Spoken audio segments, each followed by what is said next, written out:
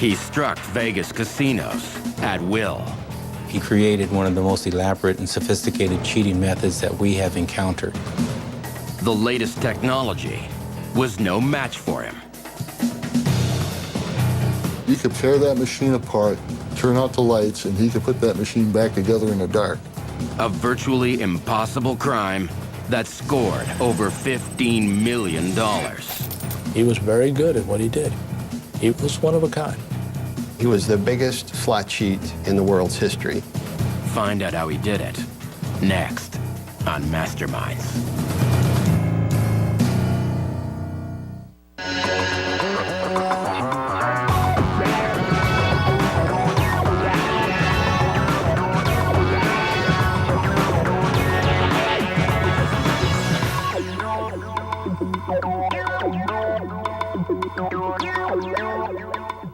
Over 40 million tourists visit Las Vegas every year and spend millions in the casinos.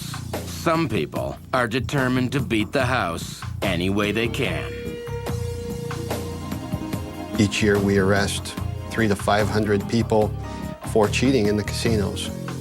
In 1997, the Las Vegas FBI were told by an informant, known only as CS1, that several recent slot machine jackpots were not legitimate. This informant told them about a group of people in Nevada that could win a jackpot anytime they wanted to. And she was a part of the crew. This person was being investigated on other crimes. She got caught transporting stolen money across state lines. In an effort to cut a deal with authorities, CS1 claimed that a $3.7 million slot machine jackpot at Harrah's had been rigged. An investigation was started by the Gaming Control Board. Agents immediately reviewed the casino's security records from the day of the alleged crime. These machines are always checked when a jackpot is hit, especially a big jackpot. They verify that everything is okay with the machine. Do an exterior check of the machine and then an interior check. Records showed that the winning machine had passed inspection. Next, authorities examined the security videotapes of the jackpot. There's thousands of cameras inside these casinos. They can see just about every inch of the casino floor. And they look at the video surveillance to make sure that the person who is claiming the win was the actual winner and to make sure nothing inappropriate took place. When the tapes revealed no suspicious behavior, officials then focused on the winner, Linda Lee Gillum. Anyone that wins a jackpot that's going to collect the money has to show identification. And the casino is going to look at it, make sure it's a legitimate identification. If there's any question at all, they'll call the Gaming Control Board. Gillum checked out as just a lucky housewife from Arizona. Harrah's initial determination that the win was legitimate held up under review. But because of the amount of money that was involved and the impact it could have on the gaming industry, we decided to contact International Game Technology. They sent a representative out to look at the machine. They didn't believe it could happen. The slot manufacturer said, no way could our machine be penetrated. The technician insisted that any attempt to tamper with the unit would have triggered multiple security alarms. You can track every coin in, every coin out, but what the result of every spin of the wheel was. The re-examination of the winning machine confirmed it hadn't been interfered with in any way. The Gaming Control Board verified that it was a legitimate win. But authorities were wrong. They didn't realize they were facing the greatest slot cheat in American history. Dennis Nickrash had found a way to take Vegas for over $15 million. The question is, how did he do it?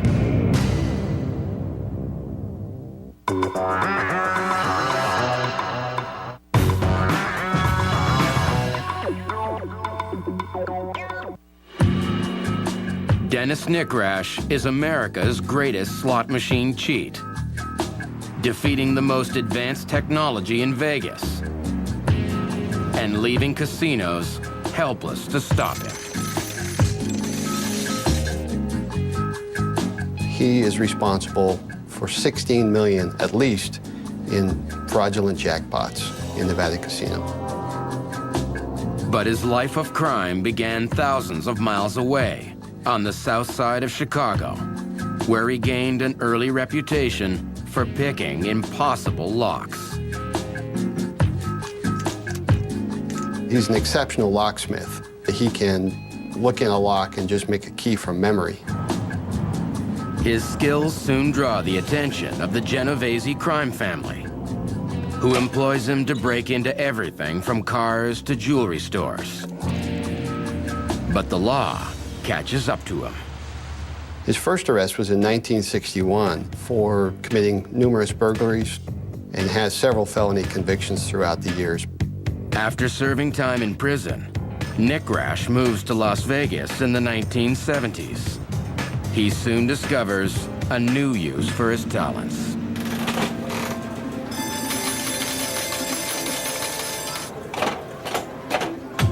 Dennis Nick Rash developed elaborate methods of cheating slot machines.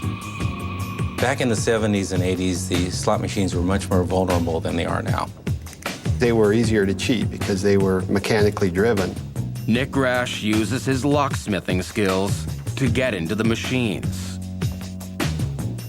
Once he was inside, he would use things like magnets and sliders and yo-yos, things that would manipulate the machine and make it pay out. Nick Rash racks up millions before finally being ratted out in 1983 by a jealous rival. Dennis Nick Rash was indicted for the slot jackpots and sentenced to 15 years in prison. He was paroled in 1991 after serving only 5 years. Nick Rash returns to Las Vegas. He keeps a low profile working in a jewelry store while secretly plotting to reclaim his former glory and bring the casinos to their knees. The casinos, they have all the money, so he just wanted to go take it. There really was a rush to it. With him, it was a challenge. Can I get away with it? But Nick Rash discovers that Vegas has changed since he was in jail. Security has evolved. Manufacturers have built impregnable computer-controlled slots. And by computerizing the slot machines, it decreased their vulnerability. So Nick Rash started developing a cheating method for the new slot machines. Nick Rash knows he'll need help. Using his mob connections, he recruits Eugene Bulgarino. Bulgarino was an associate of the Philadelphia crime family. He came into Nick Rash's jewelry store, and they started talking about setting up a new slot cheating operation. With Bulgarino's help, Nick Rash now sets out to acquire one of the new machines. In the state of Nevada, it is legal for a citizen to own up to 2 slot machines in their personal residence, with the exception of convicted criminals. Because Nick Rash has a criminal record, he gets Bulgarino to purchase the slot machine and other high-tech equipment. The mastermind now turns his garage into a research lab. Simply purchasing a slot machine and practicing with it doesn't show you how to cheat it. It takes really getting into the workings of it and understanding the internal process. Not only does Nick Rash have one of the machines, but he also has the blueprints for the machine, the owner's manuals, and the specifications for it. If that machine is sitting in front of him, it's like a safe. What's the weakness of this safe? Well, he looks at that slot machine exactly the same way. He knows where every latch is, he knows where the buttons are. This little switch over here is what sets off the alarm and makes the light on the top of the machine flash. He knows everything about that machine. You could tear that machine apart, turn out the lights, and he could put that machine back together in the dark. Nick Rash discovers that the jackpot payouts are controlled by a sophisticated computer chip inside the machine. To defeat it, he starts developing a radical new technique. What he wanted to do was input a winning combination directly into the computer chip. But he realizes that any attempt to remove or hack the chip sends an alarm to casino security. He turns to his underworld contacts and finds a computer expert. A computer expert assisted in developing a program to cheat the computerized machines. Nick Rash learns how to override jackpot codes within the chips and download his own. But reprogramming the software is only half the battle. Also, he had to create a device and a method to enter the machine and get into where the circuitry was. But Nick Rash knows it's crucial he doesn't damage the machine in any way. He could not leave behind any evidence or any traces that these machines had been tampered with. Next, he scopes out the high-tech surveillance and security systems employed by the casinos. He'd look at the positioning of the slot machine to see if they could operate and get enough people around it and conceal what they were doing from the surveillance cameras. I mean, they don't want it right by the front door, and they don't want it right next to the security stand. Weeks of searching leads Nick Rash to a perfect target at Harrah's Casino. After he found a machine that he wanted to hit, he went back to his house and set up his garage like the casino, including putting a surveillance camera on his ceiling. And that way, he would be able to know how many people they would need to cover the surveillance camera.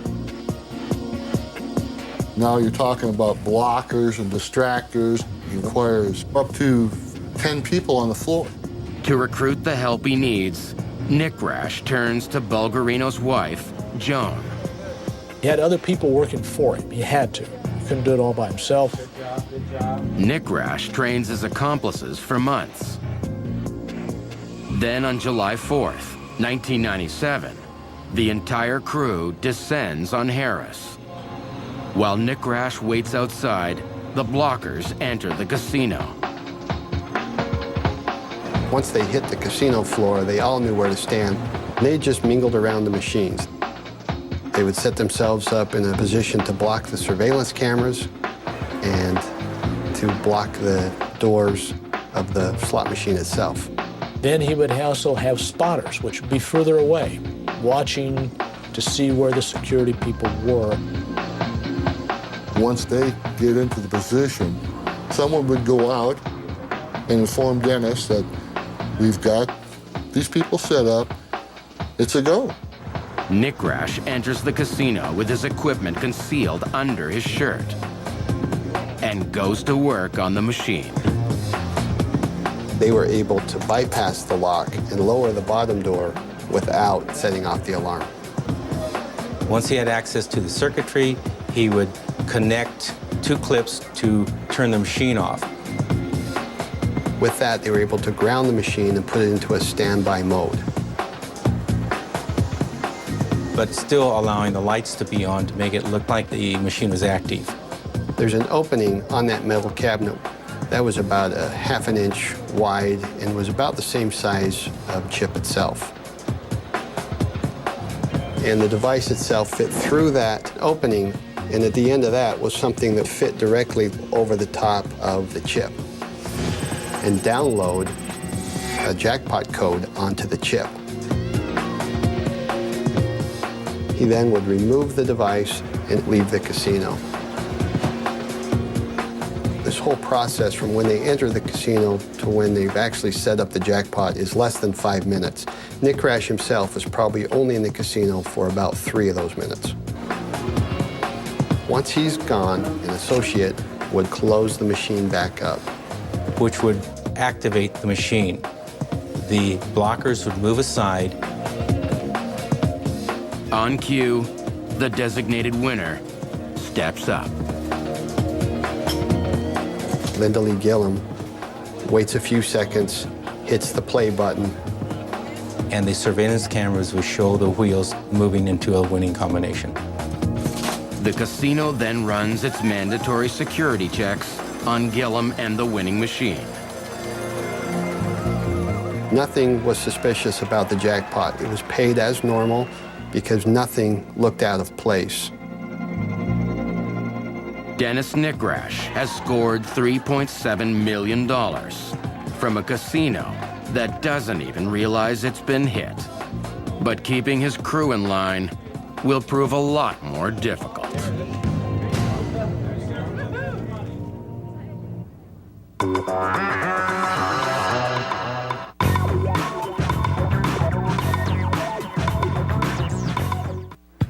After rigging a massive slot machine jackpot at Harrah's Casino, Dennis Nikrash discovers he's got a problem. At the time they won this jackpot for $3.7 million, there wasn't an option for a one-time payment, so they were going to receive installment payments for 20 years. But these monthly payouts are small and have to be split among a large crew. It doesn't take much for this pie to get cut down to small portions. To keep his team happy, Nikrash realizes he needs to target more casinos. They hit a jackpot. It was for a $30,000 automobile.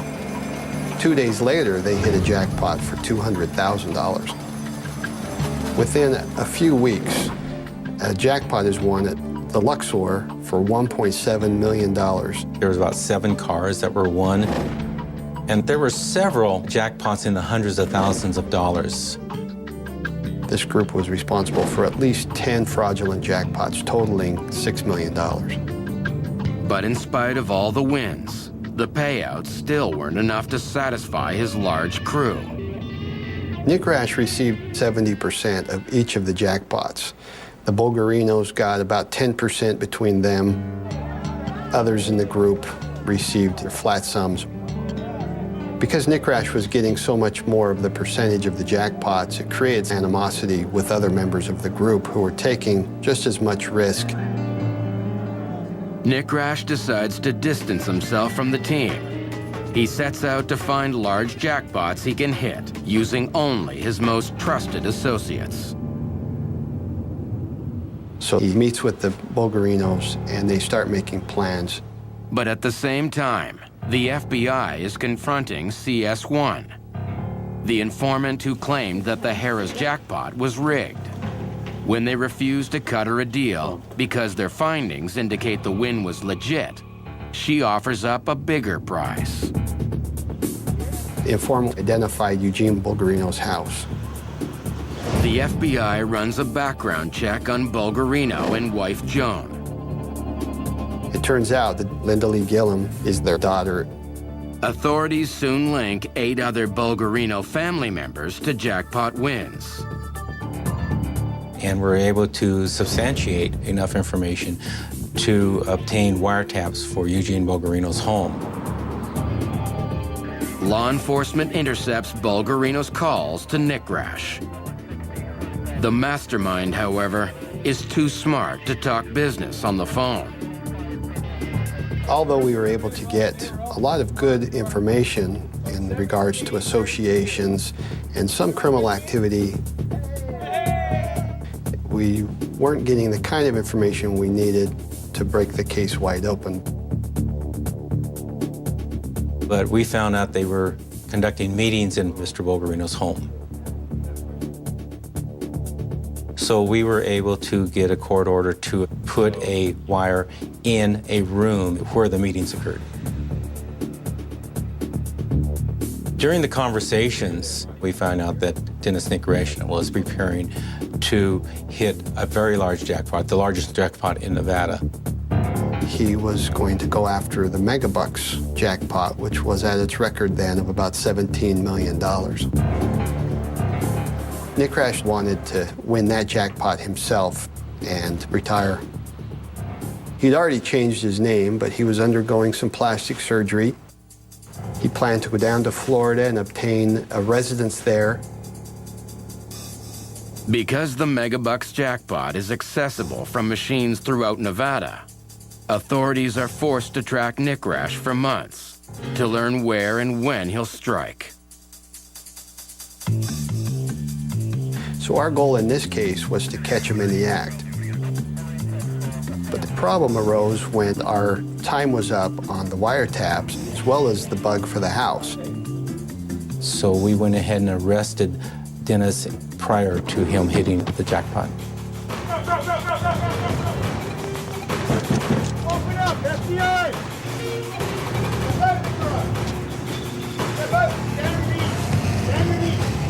The search warrant was conducted on his home, and 2 slot machines were found in his garage. In addition, we found prototypes of different cheating devices that he had been working with, EEPROM burners, and numerous different memory chips for different machines. Gaming officials also recover a receipt for a safe deposit box. Inside that box was the actual device that had been used to cheat so many machines. We got you, buddy. You're done. You're done.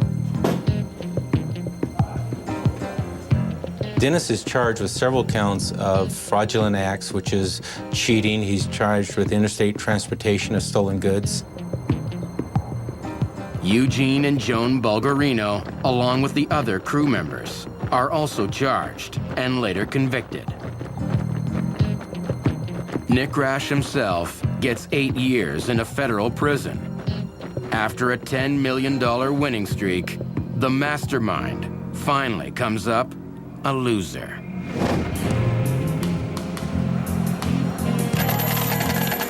Dennis Nick Rash is the biggest slot cheat in the world's history.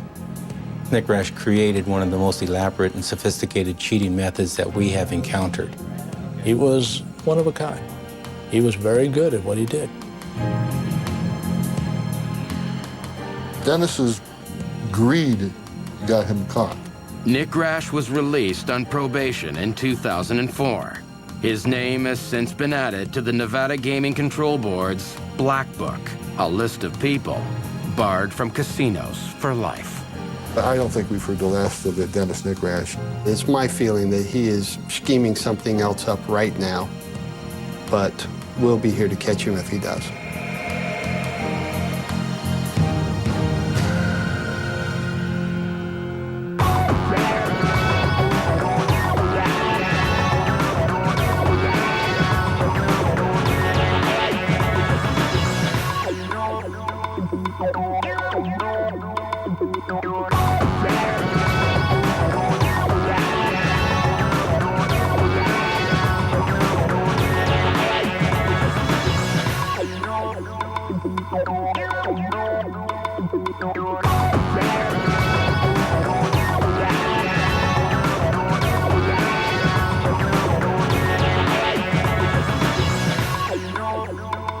Oh,